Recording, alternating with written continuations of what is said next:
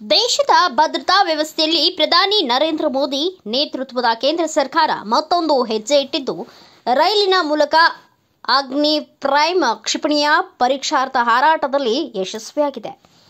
ಇಂದು ವಿಶೇಷವಾಗಿ ಅಳವಡಿಸಲಾದ ರೈಲು ಆಧಾರಿತ mobile launcher ವ್ಯವಸ್ಥೆಯಿಂದ ಮಧ್ಯಮ ಶ್ರೇಣಿಯ ಅಗ್ನಿ ಪ್ರೈಮ್ ಕ್ಷಿಪಣಿಯನ್ನು ಯಶಸ್ವಿಯಾಗಿ ಪರೀಕ್ಷಾರ್ಥ ಉಡಾವಣೆಯೊಂದಿಗೆ ಭಾರತವು ತನ್ನ ಕಾರ್ಯತಂತ್ರದ ರಕ್ಷಣಾ ಬಲದಲ್ಲಿ ಪ್ರಮುಖ ಮೈಲುಗಲ್ಲನ್ನು ದಾಖಲಿಸಿದೆ.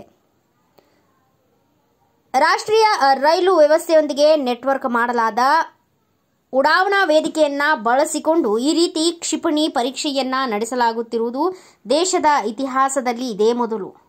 ಈ ಕುರಿತಂತೆ ರಕ್ಷಣಾ ಸಚಿವ ರಾಜನಾಥ್ ಸಿಂಗ್ ಅವರು ಸಾಮಾಜಿಕ ಜಾಲತಾಣ ಎಕ್ಸ್ನಲ್ಲಿ ಘೋಷಣೆ ಮಾಡಿದ್ದು, ಈ ರೀತಿಯ ಮೊದಲ ಉಡಾವಣೆ ಎಂದು ಬಣ್ಣಿಸಿದ್ದಾರೆ.